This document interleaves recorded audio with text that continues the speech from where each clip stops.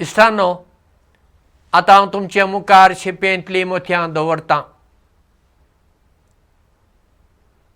भारतांतल्या एका तरणाट्यान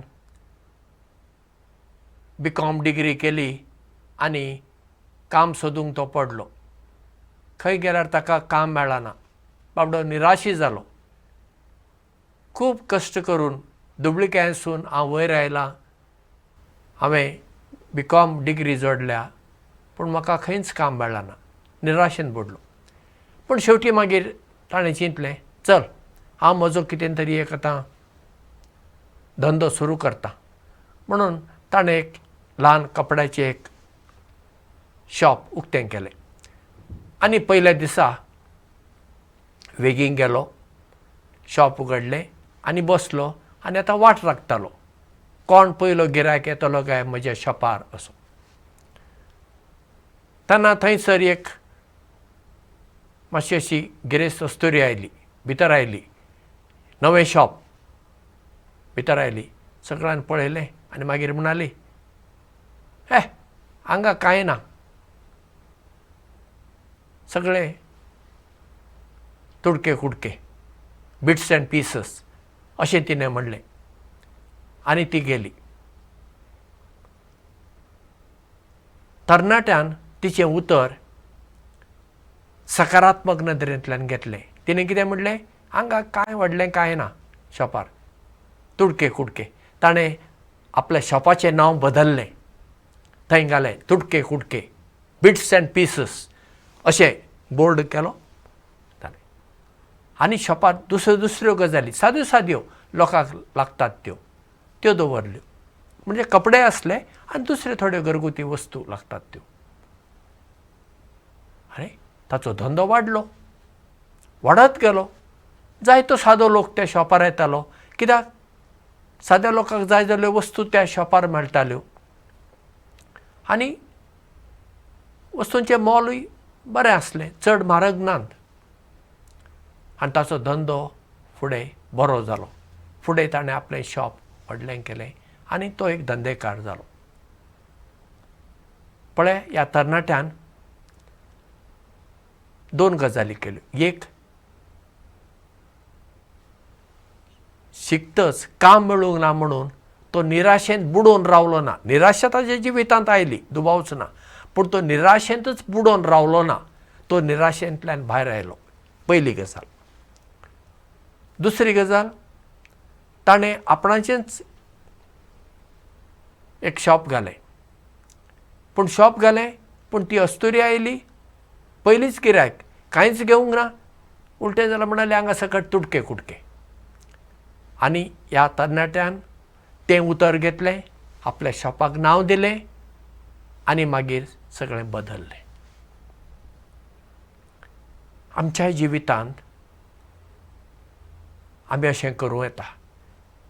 कितलेय त्रास येवं, कितलेय कश्ट येवं, कितलीं विघ्नां येवं, अनवरां येवं, आमी भिवची गरज ना. आमी निराशेन पडची गरज ना.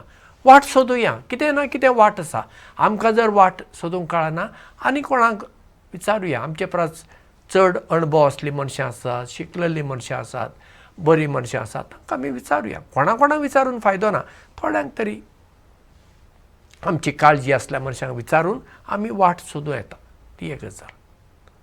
आनी दुसरी गजाल म्हणजे, दुसरीं जेन्ना आमचे विशीं कितें नकारात्मक उलयतात, ते नकारात्मक गजाल घेवन आमी दुखी जावची गरज ना. ते आमी सकारात्मक करून घेवया न्ही. जशें तरणाट्यान पळया सकारात्मक करून घेतलें. ह्या शॉपार कांय ना, सगळे तुडके कुडके म्हणलें. ते तुडके कुडके म्हणलें उतर ताणें घेवन तो फुडें एक बरो धंदेकार जालो ना. तशें आमी जावं येता. कित्याक आमच्या जिवितांत सगळींच आमची तोखणाय करतलीं अशें ना. जायते फावटी आमी कितें करता, कोण आमची तोखणाय केली म्हणटा आमी फुगता. कशें ते पावसान पळय बेबे फुगतात आनी डराव डराव डराव डराव आवाज करता पळय, तशें आमी फुगता. कोण तरी आमची टिका करता, आमचें कितें वायट उलयता, आमी सुकता बोंबिला भशेन सुकता.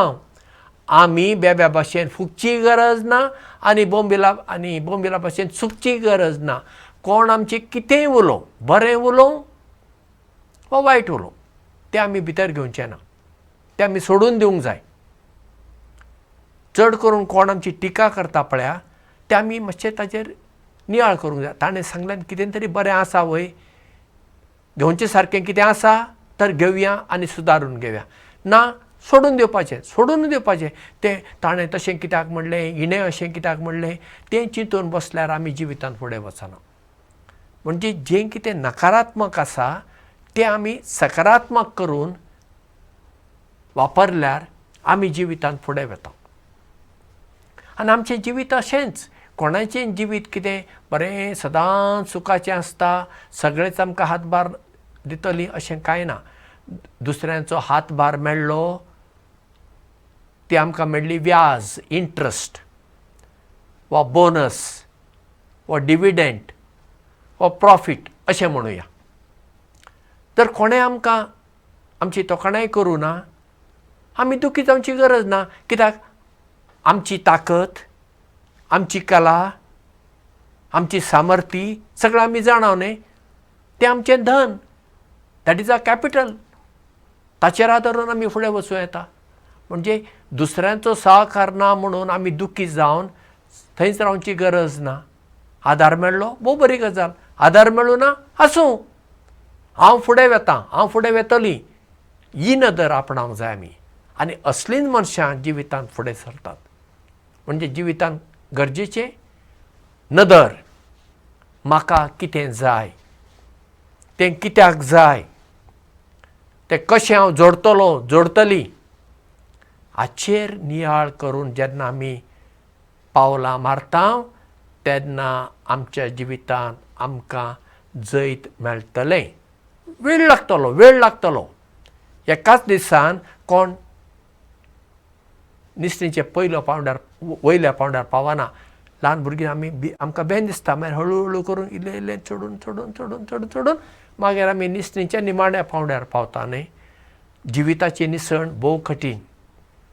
एक पांवडो चडचो पडटा आनी एक पांवड्यार चडटना कितलींशींच विघ्नां येतात आनी वरां येतात आनी आमकां भिरांत दिसता. पूण आमी भियेनासतना आमची नदर आमकां कितें जाय ताचेर थिरावन आमी फुडें वचूंक जाय. तर आमी त्या तरणाट्या भाशेन निराशा आपणायनासतना आशा घेवन फुडें वचून आमच्या जिवितांत आमकां कितें जाय तें मेळोवपी मनशां जावया. देव बरें करूं आनी मोग आसूं.